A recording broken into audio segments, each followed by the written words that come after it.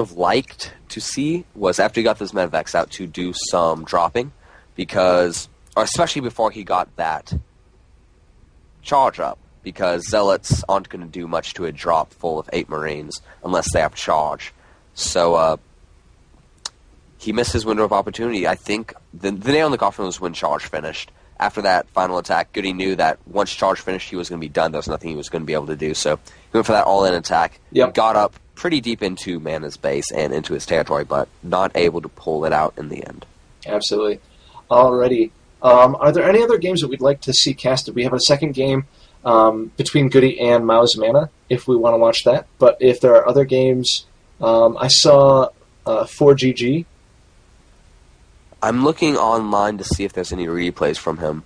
Okay. But any luck? I have not found any. A Q&A. Well, I'll let Veritas look for a little bit, and he can answer questions too. I don't want to shortchange him the opportunity. Yeah, but let's do a Q&A. Q&A is fantastic. What are your questions there? Oh, we have Jinro versus Nesty. Ooh, That could be fun. that Or would we be have Thorzane versus Huck. No, we already did that. We've done that before. The Jinro versus Nesty would be fantastic. I love both of those players. What's my job? Like, career? Currently, I'm a college student. That's so, my job. Well, if you ask occupation, it's student. So, I mean, I'm in my junior year at college at this point. We'll continue to, I mean, my plans are that I intend to do this all the way through college. I'm going to be going to grad school for sure, so I'm anticipating... But after college, he's quitting. No. I hope not. I hope not either. It really depends. But I'm a student. I'm a full-time student at a college, and blah, blah, blah, blah. Yeah, that's what my job is, and this is, frankly, my other job. Yeah. For me, I guess I can answer them too. Yes. Go ahead. I'm a high school student. Yeah. Believe it or not, he sounds more manly than me. I'm like, when I first heard his voice, I imagine I'm like, dude, this guy's like 25. Like the deep, awesome voice. Thank you. Yes. You're welcome. Sorry, go ahead. I just had to say that. But keep answering questions. Nest, yeah, I'm looking for some OGS for GG. Thinking of going full-time if you get enough fame. That is a tough question because for me, I'm crazy enough that I believe that I can go full-time with casting and with this show and still live a real life at the same point in time. Maybe I am completely crazy. Crazy, son. But I've probably spent today alone 4 or 5 hours trying to improve things on the stream, working on the volumes, talking with people on Team Liquid. Please also check out please comment on the post. If you like what is going on this show, please comment on the Team Liquid post, Bronze to Masters. I would really, really appreciate that. That would really, really help if you want to contribute and assist us, because the more we get recognized, the more people we'll be able to have out here, and the more people will be able to help improve their play, which is completely our goal at this point. As for my major, though, I am a psychology major, so psych major. For me, I'll answer. If I had enough fame to go full-time, I definitely would. Yes. I would love, like, if I had a way to choose it, what I would do if by the end of my senior year here at college, if I'm doing successfully, I think I would take a year off of school, go to Korea, or stay in the United States, I'm not sure which, and do it. What do you think of the Phoenix build in PvP that people are starting to use? Oh my gosh, goodness. I love, you are my hero, Bisnees, like, I love Phoenix play in general. I think it's very artistic. It requires a high APM, so it's not exactly like the most easy build to run. I love it, and Veritas, I know, loves it as well. I use it a lot. Yes. Actually, I have like 2 or 3 Protoss builds I do, and I use Phoenixes in almost every single matchup, or every single one of the builds. And in fact, he's got the Phoenix. He loves Phoenixes. We were actually going to, on the build clinic on Mondays, like once we got more advanced, I was actually going to show you guys the build. It's a piece of walk. It's really good. Yes. On Monday, we'll have the chance of the replay for that on Monday. We'll be analyzing that. Right? You said? Yeah. You know what? Actually, If we want to, we can do one of my replays if you really want to. Yeah, do you really want to, guys? If you guys want to see some Phoenix play, Yeah. we can take a look at that game. I saw PvP, and I've been looking for OGS 4GG on multiple sites. I haven't been able to find any. I'm sorry. But I do have Mao's Mana versus OGS MC. We can do that game, which is the PvP, or we can do me showing you guys the Phoenix build. Because really tonight we're just kind of like, whatever the people whatever people want. And I mean, really, that's what the show is about. It's just making a show for you guys that we can just try the best that we can to do what you want. Any Phoenix play good for Bisnees? Anybody else want anything else, or are we good with Phoenix play? I love Phoenix play. This could also give this. Hopefully, I won't make any stupid mistakes. Well, we can critique it. We can critique it. Don't worry about it. That's what this show is for. Exactly. I'm supposed to be like the guy who knows all the stuff about StarCraft and can help people. So hopefully, we won't be what I would like to emphasize is we're both good players. We're both ranked highly, but even high-ranked players, we saw Goody made mistakes. Anybody in this game can make mistakes, and so it's not about how many mistakes you make or how bad you might think your play is. It's how you decide to improve from there and decide to be better. And that's really what I think what it comes down to. That's what makes you a good player.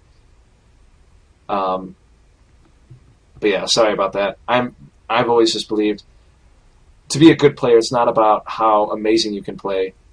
All right, but it looks like nobody else is going to be saying anything, so we're going to definitely go into... we'll do some Phoenix play. Keep the Q&A throughout the night. I like answering. Yeah, the Q&A is good. So anytime you guys have a question, let us know. But I also kind of want to expand on the... as I send you this replay, I'm trying to find the correct one. Okay. Or one that I know is actually pretty good that I say. On if I could go StarCraft full-time, here's the thing. If I could go StarCraft full-time, I would do it in a heartbeat. Not either as a player, as a caster, or even someone who just works in the business field of it. I'm going into college in a couple of years. So I'm looking to just get a business degree or a marketing degree and just kind of going out into the world of StarCraft, seeing if I can get some job experience, and eventually coming back to StarCraft and helping out with the team or helping out with production or something like that. Oh, that sounds fantastic. Tournaments and such. Oh, wow. That'd be so cool. We can do this one. Okay. I think if I had the chance to live full-time off of it, I would definitely do it for some time. I don't know if I would do it for life or anything like that, but I would definitely go full-time for a while. Yeah. I think it would be fantastic to be a part of this community on a full-time basis and just be able to be really close and in on it. Yeah, StarCraft and especially Brood War has in many ways changed my life, and that sounds terrible, but it's done so much for me as just being a possum that doing it full-time would mean so much to me and just being able to give back to the community. Absolutely. It's really about that, just me... giving back to the community. Saying thank you guys for helping me out, because the StarCraft community is awesome. It's different than any other game I've ever played before. So I'm going to send you the replay. It's the one I titled Definition of Ownage. Yep. This is basically... Oh, we watched this one. I remember this one. This was me basically, so I'll have it loaded up. But this is basically exactly how the build is supposed to walk. So, it's a PvP, and the guy who I was playing was actually a top 8 ranked Masters player, and he actually did a ton of mistakes, so hopefully you can take that as some encouragement as well. Yes. Because he wasn't that great. Alright, loading into the game, and I'll let you know when I'm at the 5-second mark. Alrighty. Yay. Alrighty, I'm at the 5-second mark, and are you ready? Yep. Alright, 3, 2, 1, and go. Alright, so Veritas, why don't you go ahead and explain this, because I remember watching this, but I don't really remember what you do, and I'll just comment in on what I think I can actually talk about. Yeah, what you think is cool. Yes. So, basically, the idea of this, it's pretty difficult to hold off a American Fargate on this, so I wouldn't suggest going out and doing this without practicing it a lot by yourself fast, because you will lose a lot of stupid games because of it. I've done it many, many times. But basically, it's kind of a funky build. You get 2 gateways before you get a Cyberpaw, and you got 2 really quick stalkers to deal with a Korean Fargate, so you can snipe the probe and the fast oncoming Zealot and Stalker. And then after you basically survive that point, you go immediately into Phoenix play, followed up by a very quick expansion. I've always been kind of skeptical of PvP because I really think it's a matchup that you can learn how to fast expand and be safe in. So I've tried countless ways of coming up with builds and being safe. So this is a fairly safe opener if you don't get four-gated. If you don't get four-gated, yes. That is the key. And you can still hold it off fairly easily with good scouting and good micro. Mm-hmm. So I say GLHF because I don't know why. It was really late in the game. It's like 2 minutes later. I was thinking, like, this game's going wrong. I have to do something better. But should be like, good luck, have fun, easy win. But, yeah, so that's the basics behind the build. And the thing about Phoenixes are, they're a really good defensive unit. Like, you think that they're a really good harassing and offensive unit. That's true. But they're like a mini form of the force field in my mind. Like, when I think of them, you can literally have an army because you can lift half that army off the ground. That's how I've always looked at them. So I could definitely see how you could use them defensively. Especially in conjunction, if you could do force fields with that, like, you could be really creative with this if you wanted to be. Yeah, you really can. Phoenixes are a really good unit. I think that later in StarCraft 2, Phoenixes are just going to be, like, standard. I really think that they're such a good unit. The ability to, also killing his probe, that was cool. But the ability to just pick up really key units in battle is really important. And since a lot of Terran players are going mech now, I think that Phoenix is going to be even more important by just lifting up all the tanks and then just going charge-lots and killing everything. Charge-lot Phoenix, actually one variation. It wasn't Phoenix-based, but I did a similar build to this. It was a 2-gate, 1-Stargate, only with Void Ray into expansions in PvP. Void Rays work outstanding against Colossus, so if you went for longer games, you could get like 3 or 4 Void Rays with Chargelets and then go like Templar Tech with Archons thrown in. And it was a very, very powerful composition. I haven't tried it in a while. But anyway, sorry. I was just commenting on something I've tried that's fairly similar. And I don't know if you caught it, but I built a second assimilator before I was going into his base, and then I canceled it, and I built it like 5 seconds afterwards. That actually wasn't a mistake. I realized what his build was, and I saw 2 gateways and 2 assimilators. So I knew that he only had 1 gateway up. So I was like, okay, I should, depending on if he chrono boosted out his sentry or not, I should be able to get into his base and either get some really good scouting or die. Be able to, or die. But here's the thing, I think if I do this correctly... Oh, no, this is the game I totally screw up on. Yes, I remember this, and you were so upset about this. I remember this, and you were like, don't, and then... Yeah. Did you lose both these? I used both of them. I didn't kill his sentry, dude.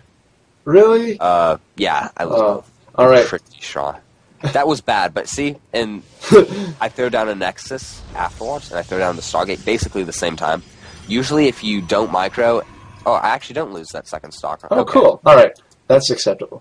Usually, you throw down the Stargate right before you throw down the Nexus.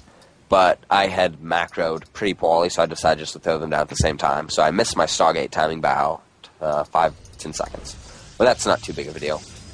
Because I did get to see his unit composition, so I knew that he wasn't 3-gating me. Right. Like Blink, because he wouldn't have got he that wouldn't sentry have. Yeah, he wouldn't have had the sentry because he needs that gas. So I knew I suspected that he was going for a Robo, and this Phoenix build, if he goes Robo, it's an auto win. I don't think I've lost a single game. Well, Immortals are useless in this composition because you're going to have Zealots, which Immortals don't do well against, and you're going to have Phoenixes, which lift up Immortals, or Stalkers in this case. Frankly, actually better to pick up because Immortals are slower, and Stalkers do more damage to. I think they essentially do. Well, technically, no. The Immortal does more damage to them, but I feel like Immortals are much more vulnerable to Zealots. Although you're going to last Stalkers as well. Yeah, I am. What I really like doing with these Stalkers is, because a lot of times he'll try doing a one-base push, like Protoss will, after they get Robo or after they get Blink. And the reason why I get a lot of Stalkers instead of Zealots is because Stalkers can chase down Zealots in the open field, and they can also chase down Stalkers. Yeah, if you're good with your micro. Yeah, especially if I have Phoenixes, a lot of the times you look at my army and you look at his army's definitely has more money in it, but I have 4 Phoenixes, and I can pick up his Sentries and his Immortal. So now my army is based